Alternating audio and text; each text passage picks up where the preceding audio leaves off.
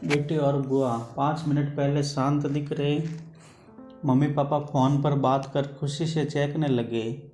Dining room में नाश्ता कर रहे अपने बहू और बेटे के पास आकर बोले, कल सुधा आ रही हैं, अभी अभी फ़ोन पर बात हुई है, समधी भी साथ आएंगे। शशि तुम कल दोपहर 4 बजे एयरपोर्ट चले जाना दोनों को लेने।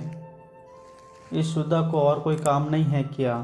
जब देखो तब आ जाती हैं। यहाँ पर मैं नहीं जा पाऊँगा, मुझे और भी ज़रूरी काम है। क्या वो टैक्सी करके नहीं आ सकती? यहाँ तक शशि गुस्साई आवाज़ में बोल पड़ा। अपने बेटे के मुंह से अपनी बेटी के लिए ऐसे बोल सुन माँ एकदम दंग रह गई। अरे तबीयत तो ठीक है ना तेरी? कैसी पागलों की तरह बात कर रहा है? घर में 2 गाड़ियाँ होते हुए बहन को टैक्सी में आने के लिए कहता है, माँ बोली। रहने दो, मैं खुद जाकर ले आऊँगा अपनी बेटी को। करने दो उसे अपना काम, अभी शुद्धा का बाप जिंदा है और मैं नहीं चाहता कि मेरी बेटी को उसके ससुराल वालों से ताने सुनने पड़े कि इकलौती बेटी होते हुए भी उसे लेने गाड़ी नहीं भेजी या उसके स्वागत में कोई कमी रह गई। पापा ने बेटे को अपनी नाराज़गी जताते हुए कहा, आप दोनों समझते नहीं हो मम्मी पापा, वो जब भी इस घर आती हैं तो सारी दिनचर्या बिगाड़ देती हैं। वो तो आराम से बैठी रहती हैं किसी महारानी की तरह। हम सबको उसकी आव भगत में लगाना पड़ता है। मेरी पत्नी का तो पूरा दिन ही दीदी और जीजाजी के आगे पीछे उनके ऑर्डर पूरे करते हुए निकल जाता है। गुस्से से शशि बोला, आज क्या हो गया है तुझे? कैसी बेकी बेकी बातें कर रहा है? बहन है तेरी, कोई पराई तो नहीं है। अब क्या है उसका इस घर में? शादी में दे दिया था ना हमने जितना देना था, फिर क्यों चली आती हैं बार बार यहाँ पर? और हर बार बैग भर भर कर लेकर जाती हैं वो अलग। आपको समझना चाहिए, वो सिर्फ हमें लूटने आती हैं और कुछ नहीं। शशि ने तंज कसते हुए कहा, तुझे क्या, अगर वो यहाँ से थोड़ा कुछ ले जाती हैं तो ये सब मेरी मेहनत की कमाई है और मैं जो चाहूँ करूँ, चाहूँ तो पूरा सुधा को दे दूँ। पापा गुस्से से लगभग कांपते हुए बोले।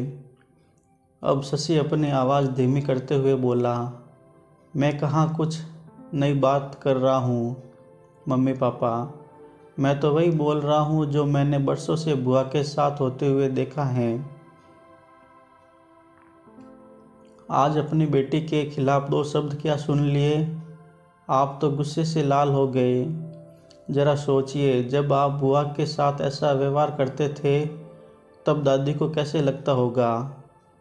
बुआ जो हम पर इतनी जान छिड़कती हैं, आपने कभी उनके और उनके ससुराल वालों के माँ सम्मान के बारे में परवाह नहीं की। उन्होंने कभी भी आपसे कुछ नहीं मांगा, बल्कि हर बार वो अपने साथ कुछ न कुछ लेकर ही आती हैं। लेकिन आपका व्यवहार कभी भी उनके साथ अच्छा नहीं रहा। दादी ने भी आपसे कभी नहीं कहा कि मेरी बेटी को पैसे दे दो या कुछ खरीद कर दे दो। फिर भी दादी को आपके यहाँ इतनी भी परवाह नहीं थी कि वो अपनी बेटी को कुछ दिनों के लिए अपने पास बुलाकर रहने दे। अपनी बेटी का ऐसा अपमान वो सहन नहीं कर पाई, इसलिए वो गांव में पुराने घर में अकेली रहने लगी। बुआ भी अपना अपमान सह लेती, पर आपने उनके पति का भी मान नहीं रखा, इसलिए उन्होंने भी हमारे घर आना जाना छोड़ दिया। जिस तरह सुधा इस घर की बेटी हैं, बुआ भी तो इसी घर की बेटी हैं। आपने 2 बेटियों में फ़र्क कर अच्छा नहीं किया। और रही मेरी बात, तो मैं अपनी बहन से बहुत प्यार करता हूँ। मैंने कभी अपनी पत्नी को उसके खिलाफ़ गलत बोलने का हक नहीं दिया और वो बोलेगी भी नहीं। मैं खुद जाकर उसे लेकर आऊँगा, क्योंकि मुझे मेरी बहन पर गर्व है, अपने अच्छे भाई होने पर भी। हो सके तो मेरे इन कटु शब्दों के लिए मुझे माफ़ कर देना। इतना कहकर शशि अपने ऑफिस निकल गया। माँ और पापा का सिर शर्म से झुक गया। थोड़ी देर की शांति के बाद पापा ने हिम्मत कर अपनी बहन को फ़ोन लगाया। बहन के फ़ोन उठाते ही वो फूट फूट कर रो पड़े और बोले, दीदी हमें माफ़ कर दीजिए, हमने इतने साल आपके साथ जो भी दुर्व्यवहार किया उसके लिए हम सच में शर्मिंदा हैं। दीदी आपकी बहुत याद आ रही हैं, आप अपने घर आ जाइए हमसे मिलने।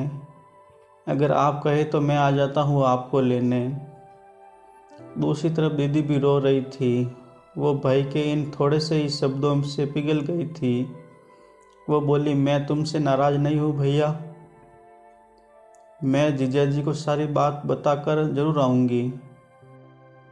दोस्तों, बेटी तो बेटी होती हैं, बहन हो, बहू हो या बेटी, तीनों में कोई फ़र्क नहीं करना चाहिए।